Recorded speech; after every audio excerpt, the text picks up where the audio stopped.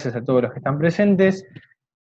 Hoy vamos a dar un tema, si se quiere, controvertido, una pregunta que la hemos escuchado más de una vez e incluso nos la hemos podido hacer, ¿no?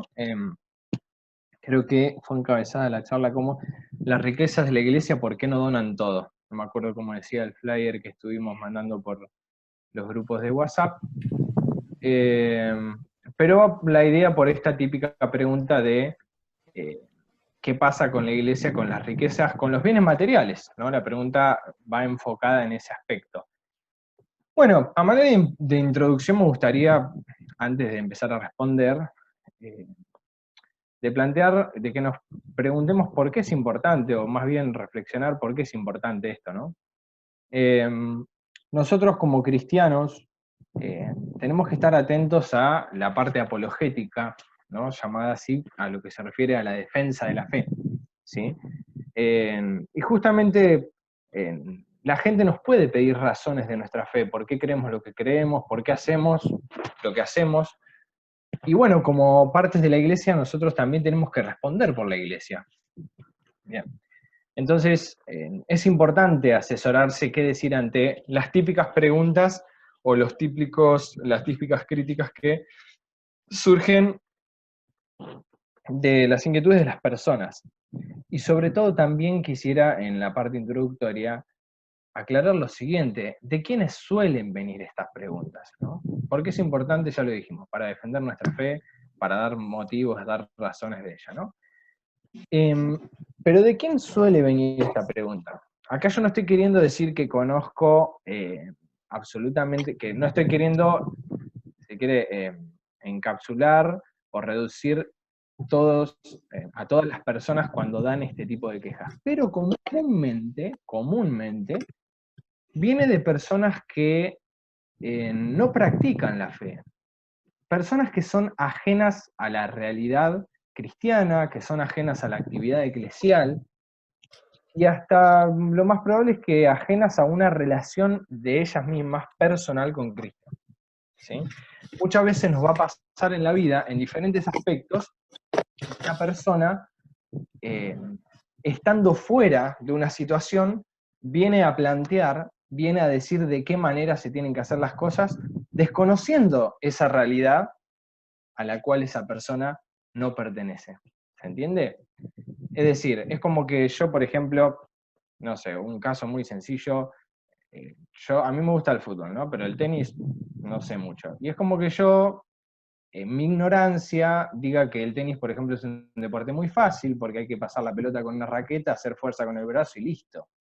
Pero si un día a mí me llevan una clase de tenis, seguramente ver cómo hay que poner el brazo, cómo manejar la fuerza, no me acuerdo muchas cosas, ¿no? Pero cómo cerrar el tiro, doble, drive, darle de revés, darle de drive, es una cosa mucho más compleja y uno experimenta esa complejidad cuando está en la situación. Ahora, pero si yo de afuera pretendo entender o juzgar y decir esto es así, esto es así, bueno, muchas veces nos va a pasar que vamos a errar. Y una de las cosas que pasa comúnmente, repito, es que el tipo de persona que nos hace este planteo a manera de crítica o una especie de contradicción que estaría teniendo la iglesia, es el tipo de personas que comúnmente, repito, nos hace estas preguntas. ¿Sí? Bien, sobre todo, esto lo voy a poder plasmar, lo voy a poder hacer vernos con más claridad ahora en la respuesta. La respuesta, voy a darle una introducción a la respuesta, se puede abarcar de muchos lados. Se puede abarcar desde estadísticas, con datos concretos que la Iglesia ayuda actualmente y ayudó históricamente en relación a la pobreza, a la humanidad, ¿sí? A los que más cerca tenía, a los que estaba a su alcance. Pero yo opté por responder cristianamente, es decir, si nosotros somos cristianos y tenemos que defender nuestra fe con una vista sobrenatural, es decir, con una vista cristiana, ¿cómo tendríamos que responder a estas personas? Con caridad, con respeto, exacto, esa es la manera. Pero ¿cómo veo yo la realidad de la iglesia? ¿Cómo veo mi vida si soy cristiano? La respuesta que yo quiero traer hoy a esta charla es cómo tiene que responder, cómo se responde cristianamente a esta pregunta. ¿Sí? Bien, acá va la respuesta. La primera frase práctica que nosotros podemos dar a esto es lo siguiente: a Dios lo mejor. ¿Sí? Si yo soy cristiano y creo en Dios, creo que Dios manifestó a los hombres, creo en todo el Antiguo Testamento que formó un pueblo para la preparación de la venida de su Hijo, que nos salvara del pecado, y que gracias a que Él murió y resucitó por nosotros, ahora tenemos la oportunidad de salvar nuestra alma. Yo voy a construir mi vida en base a lo que creo. ¿Sí? Bien, y entonces, si yo tengo que darle a Dios lo mejor, le tengo que entregar mi vida. Si yo soy cristiano, pretendo serlo, tengo que entregarle mi vida, ¿sí? O sea, entregarle mis proyectos, entregarle mi vocación, quizá ya la sé, quizá no la sé, sea el matrimonio, sea la vida religiosa. Tengo que entregarle la vocación profesional a la que me llamó. Tengo que entregarle mis cruces, los sufrimientos que tengo en la realidad de mi familia, de mis amistades laborales. Tengo que entregarle mis proyectos, tengo que entregarle todo. No es una tarea fácil, es fácil de entender, difícil de hacer y lleva bastante tiempo. Pero entre esas cosas que a Dios se le puede dar, además de la vida del día a día, entregarle cada uno de mis días a Dios y tratar de que Él me ayude, pedirle auxilio, una de las cosas que el hombre ha hecho, que ha sabido hacer, que ha aprendido a hacer en su existencia, es hacer cosas materiales, es hacer artefactos, es hacer cosas, bueno, justamente, ¿no?, artificiales. Y una de esas cosas son las obras de arte. Voy a responder primero a todo lo que serían las obras artísticas, la riqueza artística que hay en el Vaticano. ¿Sí? Las obras artísticas tienen como principal función, ¿cómo se dice?, un medio de expresión. ¿Sí? Estoy leyendo acá, acá estoy. Bien, la producción de obras artísticas, como había dicho, tiene la función de que el hombre a partir de ellas se puede expresar. Puede expresar sentimientos, puede expresar cosas espirituales, de origen espiritual, ¿sí?, que brota del interior del hombre. Pero justamente, si bien esos sentimientos, esas expresiones son espirituales, lo plasma en cosas materiales, ¿sí? Y se puede, en las obras de artes como la pintura, como la música, como las esculturas, se puede expresar distintas cosas, nos puede conducir a distintos sentimientos, ¿sí? Y para no dar tanta vuelta con este tema, lo que fundamentalmente se expresa en las obras artísticas que están en el Vaticano, son cosas que nos llevan a un sentimiento de respeto, a un sentimiento de reverencia hacia Dios, un sentimiento de amor hacia Dios. Y como había dicho, para Dios lo mejor. Es decir, el Vaticano, en su existencia, en su conformación como Estado, ha contratado a diversos artistas para que realicen determinadas obras, ¿sí? Pero no es que contratan para tener para tener riquezas materiales como fruto de un sentimiento de avaricia en el Vaticano, sino que sean realidades que me remitan a Dios. Es decir, como dije recién, las obras artísticas son como una especie de trampolín. Es decir, yo veo la obra artística y la obra artística me puede producir un sentimiento, distintos sentimientos, ¿sí? Sentimiento de rechazo, sentimiento de, no sé, de terror, o sentimiento de belleza, de complacencia, ¿no? En el caso de las obras del Vaticano nos están refiriendo a realidades sobrenaturales, porque son realidades religiosas católicas, ¿sí? Por ejemplo, la Piedad de Miguel Ángel, está la obra del Juicio, ¿no?, también en el Vaticano, y bueno, hay un montón más que yo no me las puse a estudiar, no me las puse, las vi así por arriba. Como les dije, la respuesta que voy a tratar de dar es desde un sentido cristiano. Pero, repito, el Vaticano posee riquezas artísticas, si se quiere, o posee obras artísticas cuya finalidad es dar a Dios lo mejor. Pero no dar a Dios lo mejor porque son cosas caras, sino que son cosas que nos remiten a tener un sentimiento de amor, de respeto, o por ejemplo, como dije, la obra del juicio, creo que el juicio final se llama formalmente, me hace pensar en el sentido de mi vida. En algún momento me voy a morir, y en algún momento, de acuerdo a mis obras, voy a estar en el cielo, en el purgatorio momentáneamente, o en el infierno. No todo es color de rosa, vamos, ¿no?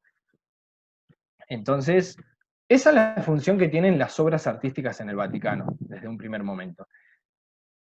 Seguramente aquellos artistas han tratado de poner el mayor de sus ingenios, el mejor de sus esfuerzos, de su creatividad, y tratar de plasmarlo en algo que iba a ser para el Vaticano, pero no para una mera institución, sino para la sede central de la Iglesia Católica, la cual es el símbolo de la fe en esta tierra, ¿sí? Y entonces, poner el mejor de los esfuerzos para hacer una ofrenda, para hacer un regalo a alguien, eso es un gesto de amor que brota desde el corazón de la persona. Pensemos esto, un caso muy concreto que es cotidiano, bueno, cotidiano literal no, ¿no? Pero es común a nuestra vida.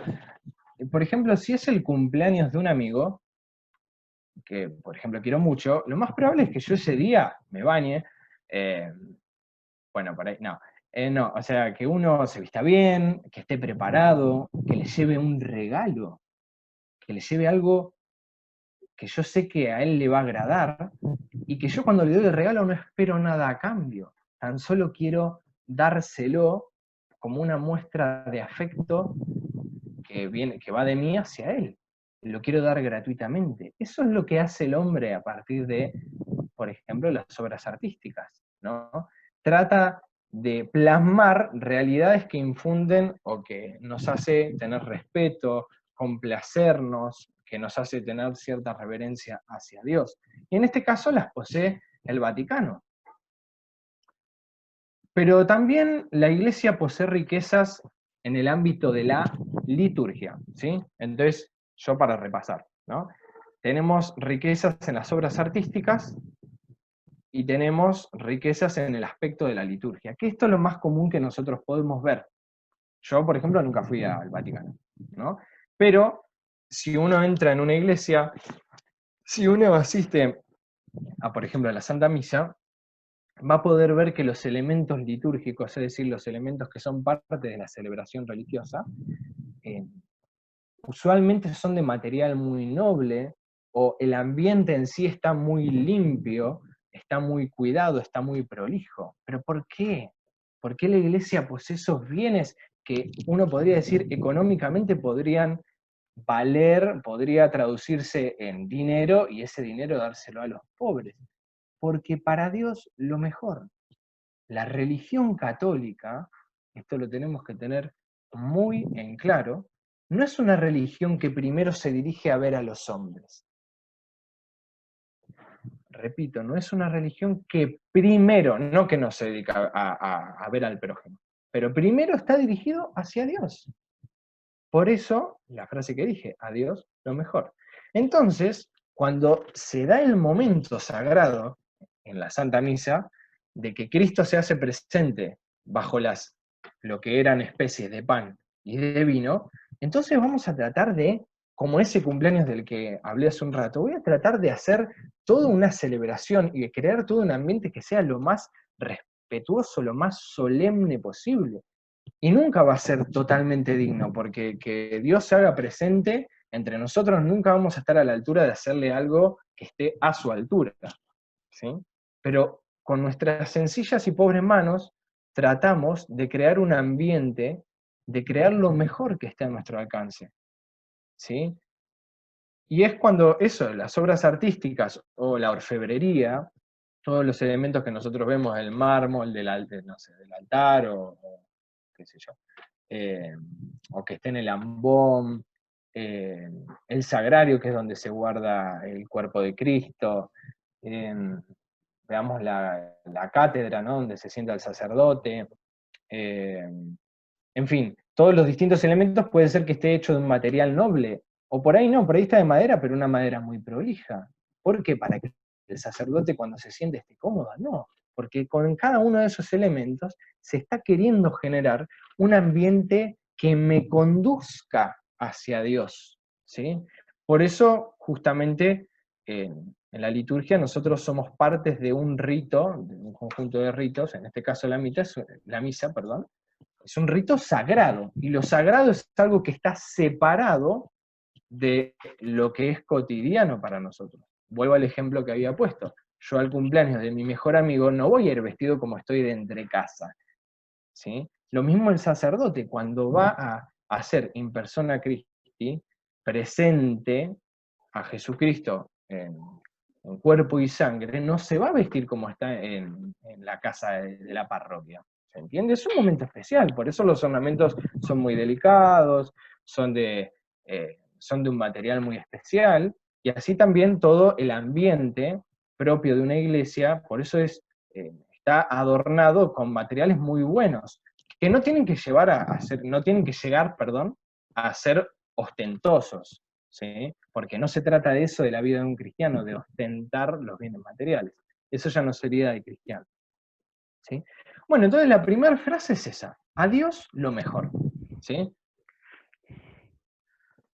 Y como yo quiero actuar cristianamente en mi vida, voy a tratar de darle a Dios lo mejor primero en el día a día. Y después, cuando Cristo, por su infinita misericordia, quiere hacerse presente en medio de nosotros, voy a tratar de crear un ambiente lo más digno que le pueda hacer, ¿sí?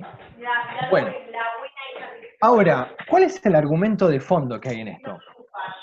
Bueno, a ver, ¿por qué a una persona que no es cristiana le lleva a preguntarse esto? ¿Por qué le lleva a preguntarse, perdón, llega a preguntarse por qué no donamos todo? ¿Por qué la iglesia no dona todos los bienes? Porque, bueno, de fondo nunca lo ha pensado esto, ¿sí?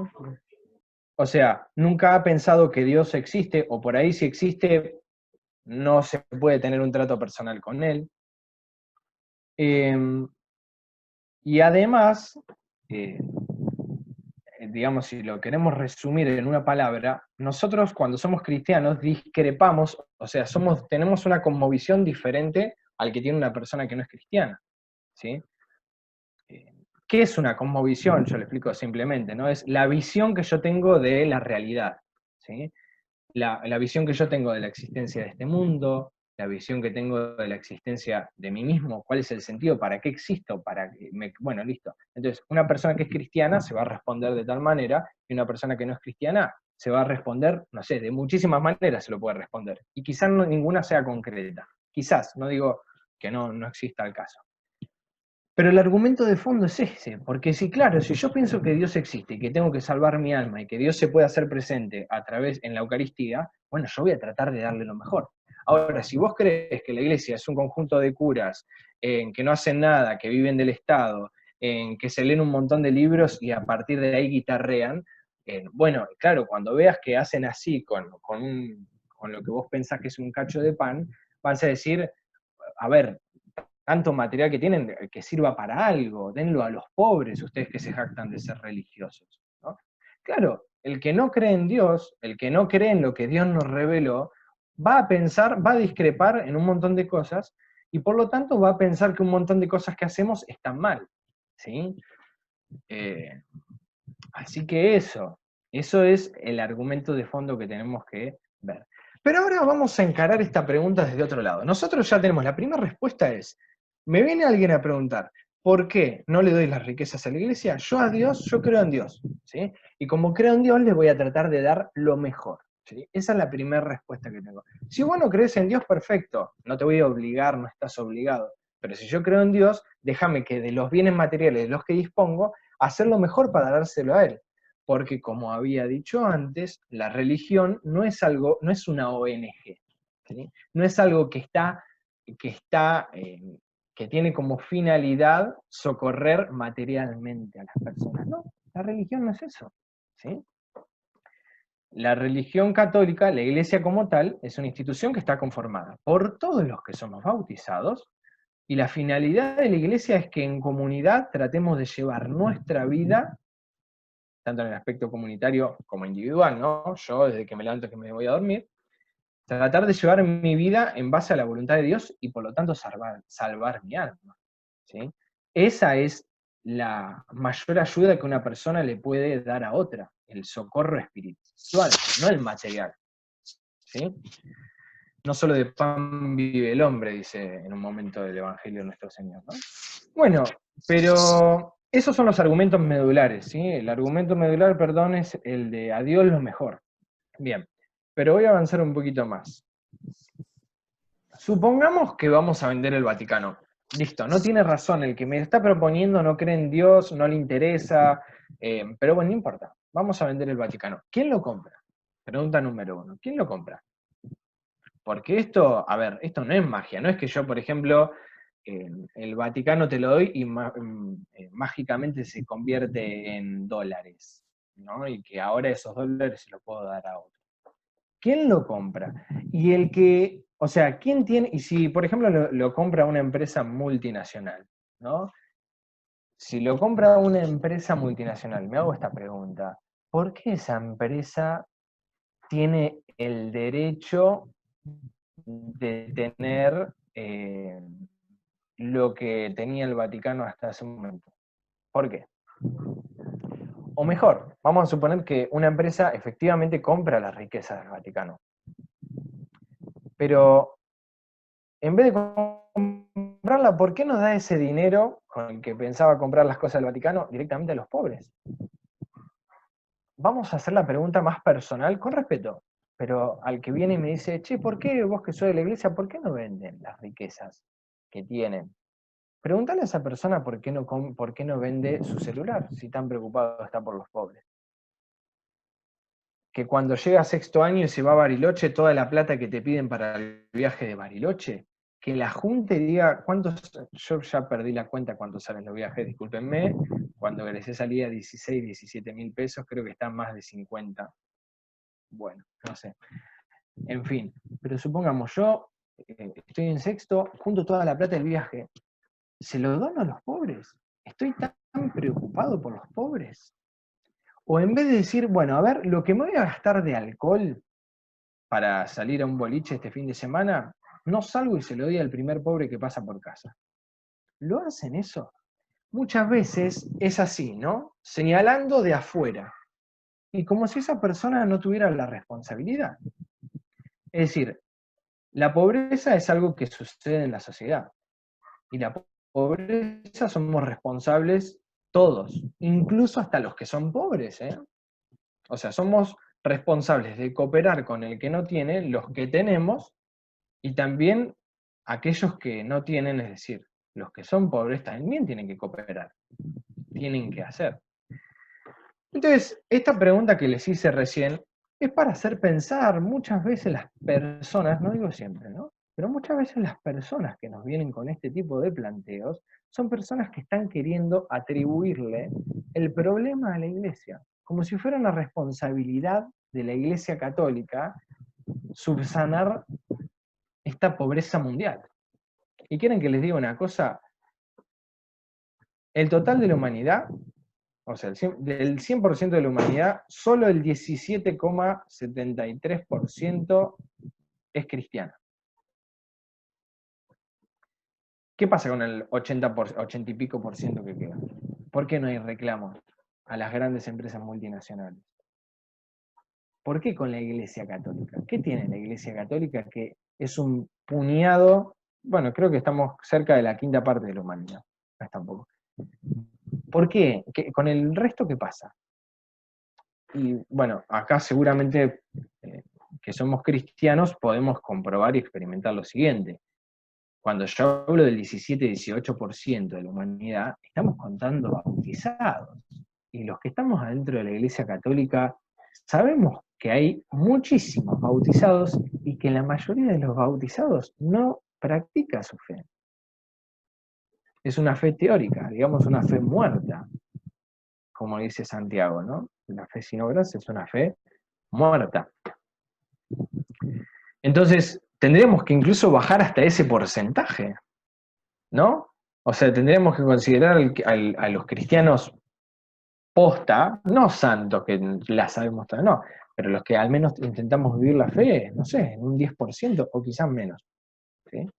Bien, a esto, bueno, se condice esto de que la Iglesia no tiene un rol principal de ser una ONG, pero, aunque la Iglesia no tiene ese rol, Vamos a preguntarnos algo con sinceridad. Se lo podemos preguntar también a las personas, ¿no? Honestamente, fulanito, vos que me haces esta pregunta, pensá bien esto que te voy a preguntar. ¿Qué institución a lo largo de la historia de la humanidad ha hecho más por los pobres? ¿Se entiende la pregunta, no? De los 21 siglos que llevamos desde que vino Cristo, lógicamente, y como la iglesia la fundó Jesucristo, tenemos que pensar a partir de ahí, ¿no? Desde hace 21 siglos, ¿cuál es la institución que más ayuda a los pobres? La Iglesia Católica. Si ustedes recurren a Internet, se asesoran, los hospitales como tal es una creación de la Iglesia Católica, ¿sí? O sea, ya existían médicos, obviamente, pero institución como tal, que albergue a los enfermos y que se trata de dar una curación, obviamente, de una enfermedad física, es la Iglesia Católica. Por ejemplo, el óvulo de San Pedro, que no estoy en términos totalmente duchos, lo pueden googlear, ¿sí? Porque me lo puse a averiguar hace poco. Pero bueno, el óvulo de San Pedro es un proyecto que sale del Vaticano, en el que justamente se tiene por objetivo que cada persona voluntariamente puede donar la cantidad de plata que desee, ¿sí? Y está destinado a orfanatos, a comedores, a hospitales, a barrios carenciados, en asilos, ¿sí? Justamente es un bien económico que es un espacio del Vaticano que ofrece dar bienes, de aportar dinero para fines de ayudar a erradicar, bueno, a erradicar la pobreza no, sino a tratar de subsanar a la gente que carece de bienes económicos. Bueno, Caritas también, fundado en Alemania, año 1897, que posee 165 organizaciones nacionales. Bueno, también tenemos la Cruz Roja, que fue fundada en España en 1864. Les digo las más recientes, ¿no? En la Colecta Nacional de Más por Menos, ¿sí? Son todas cosas que brotan de la Iglesia Católica, ¿sí? ¿Qué resuena en nuestro oído comúnmente, ¿no? De alguna otra religión que, que tenga un amparo por la pobreza en el mundo. ¿Sí? Creo que ninguna. Puede haber, obviamente, en organizaciones internacionales, y las hay, ¿sí? Que traten de socorrer económicamente a la humanidad, pero la institución que más ayuda en la humanidad a la pobreza, en relación a la pobreza, es la Iglesia Católica. ¿Sí? Esto sería realmente ignorante negarlo. ¿Sí? Para seguir averiguando, los invito a, si quieren ver un caso relativamente reciente, creo que era del año 2015, a una pregunta que le hacen al Papa Francisco por las riquezas de la Iglesia, lo googlean así, preguntan al Papa Francisco y él hace una respuesta, si se quiere, con números, ¿sí? De ayudas que habían hecho hace poquito tiempo, desde el momento que le preguntan, ¿no? Obviamente. Pero como queriendo demostrar que la Iglesia no es que es una institución que reza y que piensa en el más allá, como si no hiciera nada. ¿Sí? Pero repito esta idea, tenemos que pensar cuando una persona que es del mundo, una persona que no es cristiana, piensa que no hacen nada por rezar. Mirá, mi vida está dirigida principalmente a Dios. Yo no me entiendo de lo que pasa en el mundo, pero yo voy a vivir de cara a Dios. Y el socorro principal que tiene y que debe tener la Iglesia es un socorro espiritual, porque el cuerpo se corrompe, el cuerpo muere, pero el alma no. Y el alma es infinita y el alma es lo que define si uno va a recibir la recompensa o el castigo eterno, ¿no? Esto es una realidad y es algo que hay que evangelizar. Entonces, si bien no, para vivir necesitamos del pan, bueno, pero lo más importante es el alimento espiritual, ¿no?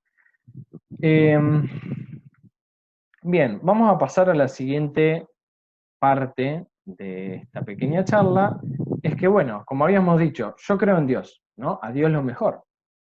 Dios me manda a amarlo sobre todas las cosas, Dios me manda a amarlo en el día a día, y voy a tratar, en el marco de la liturgia, voy a tratar de darle lo mejor a Dios, ¿no? Estoy respondiendo como un cristiano en general, ¿no? Como tendría que responder un cristiano. Pero como creo en Dios, también creo, obviamente, lógicamente, creo en su palabra, ¿no? Y su palabra la tenemos en las Sagradas Escrituras. ¿Qué dice las Sagradas Escrituras? Muy interesante, ¿no? En las Sagradas Escrituras tiene como principal idea la siguiente. Se llama así, el concepto de las primicias para Dios, que es esta idea que estaba diciendo recién. O sea, que Dios, cuando va a hablarle a su pueblo, a través de los profetas, por ejemplo, a través de Moisés y demás, Dios va a pedirle al pueblo que le dé lo mejor a él, ¿sí? Yo, por ejemplo, me remito al libro denme un segundito, del Levítico, ¿no? Levítico capítulo 1, no voy a leer todo, pero rápido, ¿no? Cuando en el Levítico se nos habla del ritual de los sacrificios, dice así, Yahvé llamó a Moisés y le habló así desde la tienda del encuentro. Habla a los israelitas y diles, cuando algunos de vosotros presente a Yahvé una ofrenda, podréis hacer vuestras ofrendas de ganado mayor o menor. Si su ofrenda es un holocausto de ganado mayor, ofrecerá un macho sin defecto. Bien, para que sea grato ante Yahvé. Bueno, y después sigue. Pero eso es un ejemplo. Después tengo otro. O sea, atención, ¿no? Cuando vayas a ofrecer algo a Yahvé, macho sin defecto. O sea, no pide cualquier cosa, pide lo mejor que uno tenga. Tenemos la ofrenda de Abel. Si ustedes hacen memoria, al principio del Génesis, hay un pasaje, justamente, recuerdo, traigo a su memoria, ¿no? Tenemos a Adán y Eva, de Eva nace Abel y Caín, ¿sí? Ambos hermanos, lógicamente. Y en Dios, en un momento, perdón, Abel y Caín deciden darle a Dios una ofrenda, ¿sí? Darle un regalo hacia Dios. Y Dios mira con agrado el regalo del hijo menor que era Abel, ¿sí? Lo voy a leer acá.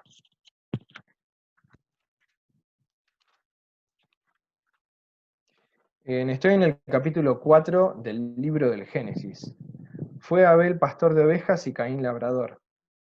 Pasó algún tiempo y Caín hizo a Yahvé una oblación de los frutos del suelo, una oblación, un ofrecimiento, ¿sí? También Abel hizo una oblación de los primogénitos de su rebaño y de la grasa de los mismos. Yahvé miró propicio a Abel y su oblación, mas no miró propicio a Caín y su oblación. Y ahí viene el famoso relato de que Caín por envidia mata a su hermano. Bueno, de este pasaje hay mucha exégesis. Exégesis es la explicación, el significado que tienen estos pasajes de la Biblia. Pero cuando Abel ofrece lo mejor que tiene, ahí es cuando Dios mira con agrado, ¿sí? Otras citas, no es para que uno se las tiene que... ¿Cuál es el sentido que diga esta cita? No es para que se la aprendan de memoria, pero vayamos a la palabra de nuestro Señor, de nuestro Dios. Vayamos a ver qué ha plasmado Él en su palabra y qué nos ha dado a conocer. En el libro de Isaías, por ejemplo, Dios le hace profetizar a Isaías, ¿no? En el versículo 12 del capítulo 54, dice así, haré de rubí tus baluartes, tus puertas de piedra de cuarzo y todo tu término de piedras preciosas. En el libro del Apocalipsis, cuando se canta acerca de la Nueva Jerusalén, dice así, las naciones caminarán a su luz y los reyes de la tierra irán a llevarle su esplendor. Y traerán a ella el esplendor, y el tesoro de las naciones. ¿Sí? Y cuando se habla del Cordero en el Apocalipsis, es decir, de Jesucristo, y en la visión oí la voz de una multitud de ángeles alrededor del trono, de los videntes y de los ancianos. Su número era miríadas de miríadas y millares de millares, y decían con fuerte voz: digno es el Cordero degollado, repito, está hablando de Cristo, de recibir el poder, la riqueza, la sabiduría, la fuerza, el honor, la gloria y la alabanza. ¿Sí? Es decir, si uno quiere responder cristianamente, puede recurrir tranquilamente a la palabra de Dios. Y Dios mira con agrado cuando el hombre le da a Dios de lo que tiene, sea poco o sea mucho. Para esto también se me había ocurrido, este es el último ejemplo que voy a poner de las Sagradas Escrituras, del Evangelio de Lucas, capítulo 21, lo tengo por acá. Denme un segundo, por favor.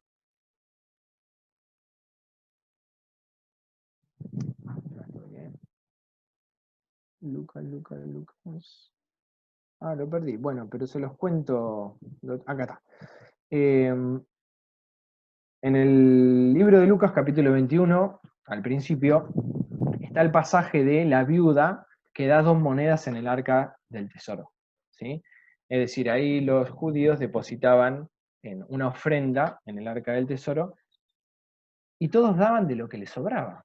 Mientras que la viuda que pasa por allí pone solo 2 monedas. Y Jesucristo mira con agrado esa ofrenda. ¿Por qué? Porque era lo único que tenía esa mujer. ¿Sí? Entonces, no es que nosotros tenemos que caer en pensar que, bueno, como Dios pide lo mejor, tiene que ser materialmente lo mejor. No, tiene que ser lo mejor que esté al alcance de mi mano. ¿Sí? Eso lo podemos aplicar a las obras de arte de la que hablé al principio, y sobre todo lo tenemos que aplicar a la vida cotidiana. ¿Sí? Entonces, ese pasaje es importante para ver que Dios recibe con agrado lo que está al alcance de la mano del hombre y no de lo que le sobra. ¿Sí? Por eso ve con agrado Yahvé la ofrenda de Abel. ¿Sí? Bien, bueno, hablamos un poquito de la iglesia. Algo para seguir averiguando. Ah, perdón. Sí, algo para seguir averiguando. Salgo de la palabra de Dios. ¿Sí? Hablamos de Isaías, hablamos del Levítico, hablamos de Génesis con la ofrenda de Abel, hablamos del Evangelio de Lucas. Bien. Algo para seguir averiguando muy actual es el tema de la actividad de la iglesia en tiempo de coronavirus. Si alguien hoy les pregunta, o ustedes mismos por ahí, algunos se puede estar preguntando esto, googleé lo que está haciendo la iglesia ahora en el coronavirus, o en relación al tema del coronavirus. ¿En cuántos noticieros vimos que un sacerdote donó su respirador a una persona que también tenía coronavirus y murió por eso? Nadie lo dice. Los noticieros no lo dicen. Ahora, llega a salir ahora un caso de un cura pedófilo, sale, pero sale, con los millones de casos que haya del coronavirus. O en cualquier momento, sin el coronavirus sale igual, pero esto no saldría nunca. ¿Por qué? Al tiempo de difamar la iglesia, la gente es muy rápida, el que no es cristiano es muy rápido. Pero a la hora de ver las cosas buenas que hace la iglesia, ahí hacen la vista gorda.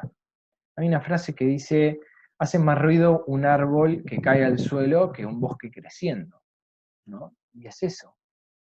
Al que no le cae bien la iglesia, para decirlo de una manera simple, va a estar atento a los defectos que broten de ahí, pero a todas las cosas buenas que se hace, y ahí no conviene mirar, ¿no? Bueno, no lo digo de resentido, pero es una realidad. Creo que todos sabemos que ves que la iglesia es nombrada en los medios de comunicación, es para difamarla, o es para mostrar lo peor y de lo que menos hay en la iglesia. Bueno, y para ir terminando ya, un simple argumento de conveniencia, que lo podemos ver desde, si quiere, el aspecto filosófico. ¿Qué es un argumento de conveniencia? Un argumento de conveniencia te responde a por qué es apropiado u oportuno hacer algo. ¿Por qué es apropiado que la iglesia tenga cosas que materialmente son nobles para alabar a Dios? ¿Sí? Leo un poquito, y ya con esto estamos terminando. El hombre es un compuesto de materia y espíritu, cuerpo y alma. Desde antiguo ha buscado agradar a Dios ofreciéndose plenamente. Bueno, esto me remite a lo que decía recién, lo leo rápido. Ya en el Antiguo Testamento vemos las directivas dadas por el mismo Dios de sacrificar el macho sin defecto, lo mejor de las cosechas, las primicias. De la misma manera, nuestro Señor Jesucristo se presenta como ofrenda santa, inocente, apartada de los pecadores, en hebreos, ¿no? Ese es un tema aparte, pero no importa, no quiero perder el hilo. Si el hombre es un compuesto de materia y espíritu, es lógico que la naturaleza de la ofrenda, para ser verdadera, no pueda prescindir de una dimensión corpórea, material y sensible. Es decir, cuando yo le ofrezco algo a Dios, tiene que ser humano, estrictamente hablando. Y algo específicamente humano es cuando brota de mi espíritu, ahí, pero también de mi materia, de mi cuerpo. ¿Sí? Es como, justamente yo puedo, por ejemplo, rezarle a Dios o decirle, Señor, te ofrezco este acto de misericordia, de paciencia que tengo con mi hermana, ¿no? Bien, eso es algo espiritual, pero también corporalmente a Dios le puedo ofrecer cosas, algo que se desprenda de nuestro aspecto material de la vida, ¿sí? Como por ejemplo, puede ser un regalo, un acto de amor que le puedo tener a una persona como es un acto de misericordia, pero también una ofrenda, le puedo ofrecer le puedo ofrecer algo a alguien que sea material, pero que no me quede en eso material, sino que eso también esté expresando un sentimiento que brota de mí. Si yo le preparo a mi novia para el día de cumpleaños la torta, no es simplemente la torta, sino es lo que significa, es un acto, una expresión de amor que yo le tengo hacia ella, ¿no? Bueno, un simple ejemplo. Entonces lo que tenemos que tener en cuenta acá es que lo que nosotros le ofrecemos a Dios tiene que ser entero, tiene que ser corporal y espiritual. Nunca tiene que ser solo material ni solo espiritual, ¿sí? Porque si no sería una fe que está pecando de no ser una fe de espíritu y en verdad, como nos dice Dios, como nos dice Jesucristo en el Evangelio. Así que bueno, esa es la idea. Yo repito, esta es una aproximación a responder cristianamente. No me remití por ahí a las estadísticas de lo que la Iglesia eh, ayuda a los pobres, pero sí me parece que tenemos que tratar de responder como cristianos esta respuesta. Y si el otro no la entiende, si el otro no le satisface, no le convence, no lo va a dejar tranquilo, bueno, estará en la libertad de la persona. Siempre con respeto, con caridad, hay que escuchar las dudas que tiene el otro, con respeto y con caridad responder, pero tenemos que entender esto. Nosotros como cristianos estamos llamados a darle lo mejor a Él. Y luego amar al prójimo, pero antes amar a Dios sobre todas las cosas. Y solo amando a Dios sobre todas las cosas vamos a poder amar de verdad al prójimo. Nunca descuidar el amor al prójimo, pero sobre todo estar atento a la limosna espiritual, a la ayuda espiritual, antes que a la material para el prójimo. Bueno, eso es todo. Espero que haya servido. Si tienen alguna duda, pueden